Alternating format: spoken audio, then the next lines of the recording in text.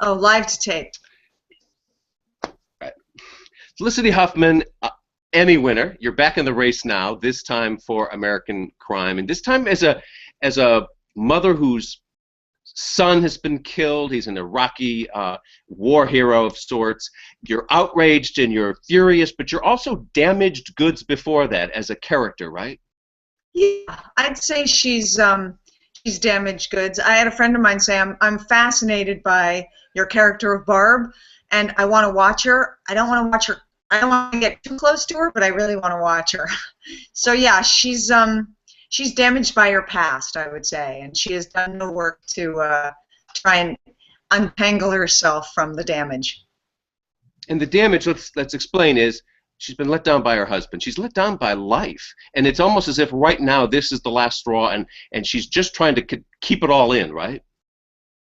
I think so. You know, the way I describe her, you know, people ask me how do you play someone like that, and I think as an actor you always have to find what you can endorse as a person. And you know, Barb is dedicated to being as good a mother as she can be, and she's there in Modesto to find justice for her dead son, so to find the murder of her dead son. And so her motive is a good motive. It's pure. It's to be a good mother. How it manifests itself is somewhat questionable. And I describe her as having a parched internal life. She married young. She had 2 boys. She married Tim Hutton's character. He abandoned the family, took all their money, left her with nothing. She kept sinking lower and lower down into poverty and raised her 2 sons on her own, basically by pulling herself up by the bootstraps. And that has, you know, some people, I think that would make them stronger, and it's just made her more brittle. Rob Licuria, our senior editor, is a lawyer in his other life, and he is an Aussie who, in our round-robin emails among the editors of Gold Derby, has been going on about American Crime. He loves this show, so I had to bring him on board here. And so, Rob, tell us what it is. I'm asking you a question here, and then I would love to hear Felicity's response. Why have you been so captivated by this show from the beginning? Does it tell us something about America that you really find interesting, or is it just compelling drama? Yeah, look, it's a combination of things. Firstly, I was attracted to the cast and to John Ridley. Obviously, we all know who he is, and I thought, well, anything that has him attached, it's going to be good. But when we get into the story, it really, as a foreigner, it tells us a lot about what's going on in the States right now. I love the fact that a lot of it is ripped from the headlines, so to speak, and it's telling the story, obviously, about specific people, but I think it talks to a lot about what's going on in the States and what may not be necessarily very good about what's going on in the States right now, and that's really fascinating. Felicity, what do you think? Because in a way, the racial theme, when this murder is committed, the first place everybody goes is to a racist conclusion, right? Yes, they do. I mean, I think the title American Crime speaks to not just the jurisprudence system and the criminals and the victims, but also the crime of racism and bigotry. And I think John's done a pretty good job of showing that throughout the characters. It's not just Barb, my character, who's carrying that load. I think everyone shows their prejudice in this. And I also think he does a good job with sort of, at least with my character, you know, the new face of racism, which is, you know, if you ask anyone if they're a racist, they'll say no. It's not so cut and dried anymore as, you know, those people are inferior and these people are superior and they don't know anything and we do. People would say, I'm not a racist, I'm a realist. I'm a pragmatist. You know, Barb would say, hey, I don't think they went after people of color. That's just who they found is people of color who were connected to this crime. And as we follow it, yeah. Yeah, Barb hears that Hispanic, who is the initial suspect, her first response is a racist one. Oh, he's an illegal, right? I mean, and she doesn't even I think she comes to gradual realization of self-realization throughout the show, but that was her first go-to thought, right? Yeah, it was her first go-to thought, and it was also Alonzo's first go-to thought, you know, played wonderfully by Benito Martinez. So yeah, we have our built-in prejudices, and that exists. Rob, what questions do you have?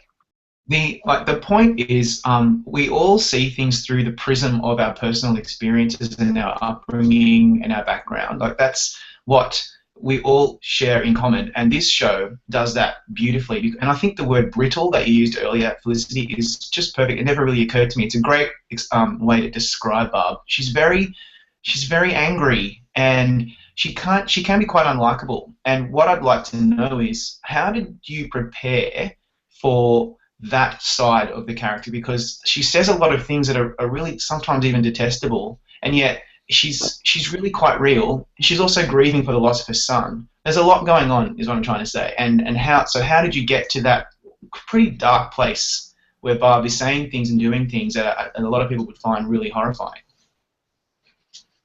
I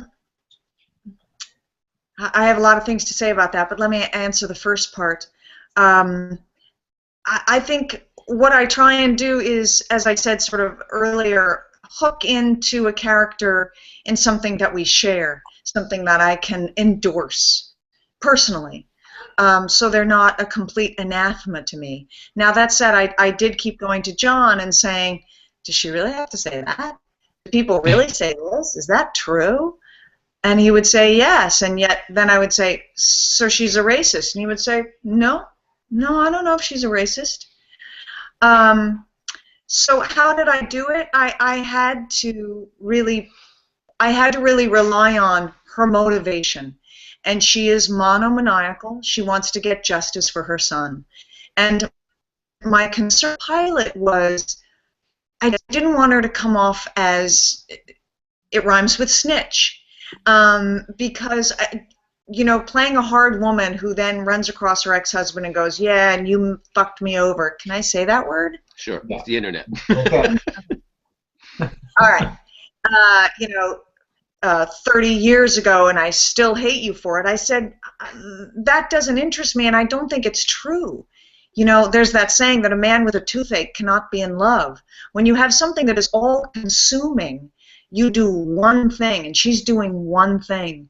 So I tried to, John agreed with me, and what I tried to do is obstacles that got in her way, she would try and push them aside, not because she's vicious, not because she's angry, but because she's after one thing. So, for example, when, you know, her husband, played wonderfully by Timothy Hutton, starts getting in the way, she doesn't turn on him in order to flatten him. She turns on him in order to neutralize him. Just get out of my way so I can do my job.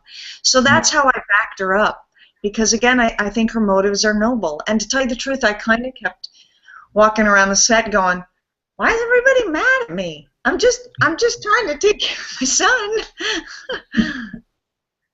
Yeah.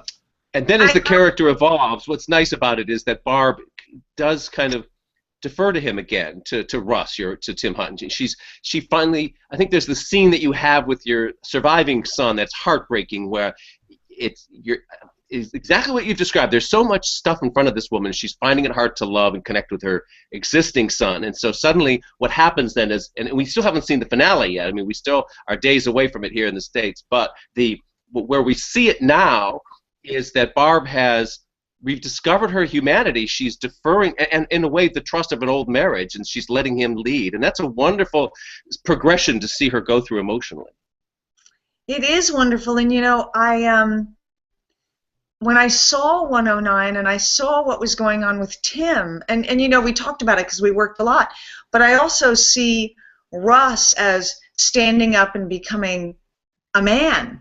You know, he sort of starts the series as a worm, and he becomes a man and takes charge, and not in an angry way, but in a truly powerful way. And the fact that Barb, at this point, we're on episode 110 is shown, can honestly go, I'm not right. I don't know what I am anymore, but I know I shouldn't have this job. And for her to relinquish the job of being a good mother, I think is tantamount to her relinquishing herself and her grip on life, because all she's lived for is to be a good mother and to be right. And she doesn't have that anymore. Yeah, and where we left off with Barb, she had that really heartbreaking scene with her son, where she's asking him whether there is any love left, and so she really has come quite a long way. We don't know where this show is going to end up next week, and we're all on the edge of our seats with respect to that. But can you give us a hint about where are we going to leave Barb? She started off. She's a very different person, I think, to when we met her a few weeks ago. Are we going to feel satisfied and happy with her conclusion, or are you not allowed to even talk about that yet? Or so we're not spoiled. Like, where are we going to leave Barb? Because that's what I'm really desperate to know. Geez, where are we going to leave Barb? Before I go there, can I just speak to the scene with her son where she says, "I just want to check there's no love there"? You asked earlier how I could play that kind of part, and I think that's tantamount to saying, how does one endorse that kind of character? And I think Barb is courageous, and I think in that scene with her son, she doesn't play the "I'm going to cry and make you sorry for me and tell me you love me." She is not manipulative. She holds it together. She gives him a lot of room, and it's tearing her up inside, but she goes, "I just want to check. There's no love here." And I think that takes great courage and is admirable, not to be manipulative. She might be hateful, but she's not manipulative. Where she's going to go is... she keeps devolving. It just keeps falling apart for her. She was brittle. I think she was standing upon sand, and the waves just wash it out from under her, and I think she drowns under the weight of what she has become.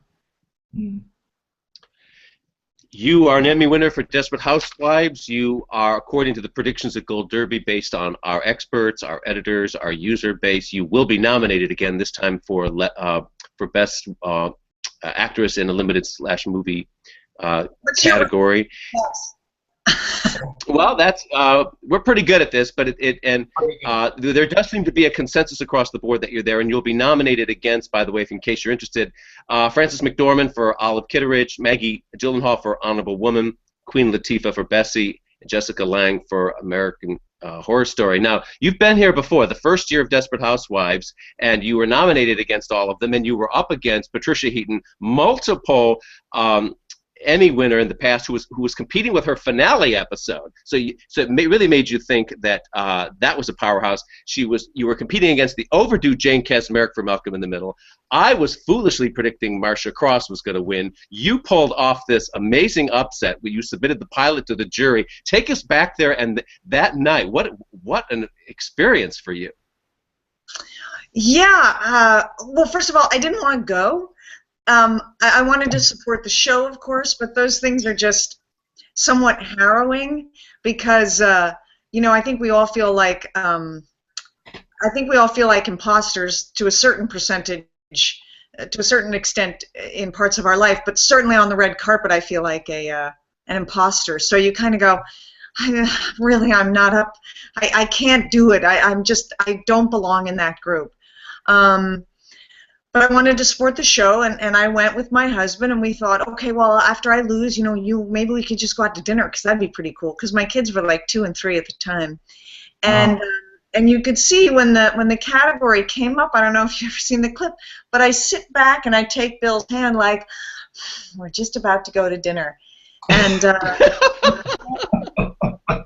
they called my name. You could have blown me over with a feather. And I was really surprised and really honored, and I also felt oddly really guilty. I was like, I'm so sorry I won and someone else didn't, and that was kind of this overpowering thing. But I remember one thing distinctly. Eva Longoria was sitting behind me. She threw her arms around me and she hugged me and she gave me a kiss and she went, "It's so good for our show. It's so good for our show." And it really meant that my win was everybody's win, so not to feel bad. Yeah. Rob, we were blown away that night, remember? We totally were. It was such a game changer, and just give me. I need to explain to Felicity that she changed everything for us awards prognosticator nerds, because we now call it the Felicity Huffman rule. We've been saying it for years. The Felicity Huffman rule is when you have actors from the same show in one category, where they all have to submit their episode. You then have to really take into account that that actor is going to be seen by the judges in numerous episodes. And I don't know how savvy you were at the time, Felicity, but you featured beautifully in the episode submitted by your co-stars. And that, along with the pilot, where you're jumping into the pool to get your kids, obviously got you over the line. And from that point on, I mean, we all knew that multiple episodes were important, but that cemented it in the minds of all of us, and especially our fearless leader, the awards god, Tom O'Neill, where we always say, don't forget the Felicity Huffman rule. Don't forget the Felicity Huffman rule. So really... Because, Felicity, you had the scene on Marsha's episode where you're chewing out the director of the school play. You have this righteous indignation. You have this wonderful theatrical speech. Yeah. So here in your own episode submission, you had the scene that in the pilot that Rob's talking about. You jump in the pool to get the kids out. The kids are going crazy at the supermarket. It was beautiful comedy. But that episode, the reason I was betting on you not winning is it didn't have the drama that I thought you need, the full range and the impact. But you had it on Marsha's submission. Oh. So what Rob's talking about is when we make our permissions, we have to think of this Felicity Huffman rule that your performances on your co-stars episodes are being seen by the same judges. Unbelievable. I'm so happy there's a Felicity Huffman rule somewhere, and it doesn't have anything to do with food or napping. Yeah. All right. Here's the awards race you were in that outrages me to this day. Your loss at the Oscars for Transamerica. To, of all things, I mean, all apologies to Reese Witherspoon, but she was a supporting star in that. She was not a lead actress in that movie. She's performance was okay, but you gave one of the transcendent performances among Oscar-nominated turns at the Oscars. I found out, and you're going to be outraged to hear this, Felicity, but I'm absolutely convinced of it, and more than one major Oscar consultant agrees with me, that Oscar voters didn't watch your videotape that year. That I've heard from many Oscar consultants who goes, I'm not going to watch. Now, we live in a different world today. Bruce Jenner's interview was just all over the media, and there's a sensitivity now to transgender issues that wasn't around that year. I think that if we were to rerun that race today, you would get a fair hearing, but I don't believe you did back then. But aside from all of that, that's just my theory as an awards. I don't expect you to have an opinion about that, but I would like to hear your view on the Bruce Jenner thing and the whole trans issue today, considering the place it's played an important theme in your career in the past and the roles you've done. This was my first take with the Bruce Jenner thing. I thought, why doesn't everyone just leave her alone? It's her business. You know, transgendered individuals who decide actually to do the change, it takes an fortitude and internal courage, and being willing to be ostracized and thought and marginalized. So that's hard enough without the world watching and judging. So I thought, hey, step back, get a hobby, and leave her alone. Yeah. Then, as I've heard everyone talking about it, to tell you the truth, I didn't even watch it. Everyone is talking about it. My daughter, who's 13 and 14, my daughters are talking about it. I went out to dinner with people in their 70s. Everyone's talking about it with different reactions, and I thought, oh, this is the service that Bruce Jenner is doing. Everyone's talking about it, and it's being brought up. And you know, the more we can have consciousness about something, the more we can bring understanding to it. You know, that which is brought to the light becomes the light. So God willing, that will happen. Yeah. Rob? Yeah, let's see. With Transamerica... Sorry? I said Rob, who's wearing Spanx right now. I'm wearing Spanx right now. I have a shirt on. And I know you are too. It really just brings up the whole mood when you're wearing it too. It's just so comfortable. You know, Transamerica, it was... Go on. Well, there you go. Transamerica was obviously another game changer for you. It brought you obviously into the Oscar nominees club. So I just want to get slightly more shallow though, if you don't mind, because being an Oscar nominee would have been an incredibly fun or maybe harrowing ride to take. You've done, I mean, you've been all over the awards map, but the Oscars are something else. Can you take us back to that experience of getting a nomination and all the way up to the actual night itself? Yeah, it's a fascinating journey because if you've been in this business very long, or even not very long, when one is younger, you're going, someday I'll have to make my Oscar speech. And then if you've been in the business a while, you get the stuffing knocked out of you, and you just go, someday I might be hired. And then it becomes, someday maybe I'll just get in rehearsal, even if I don't get paid, I don't care. So your goals become a little more realistic and a little more trampled on.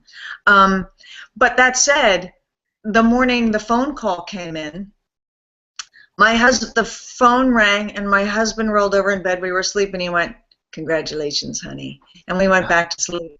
But I was flying that morning. I went to work on Desperate Housewives, and it just felt.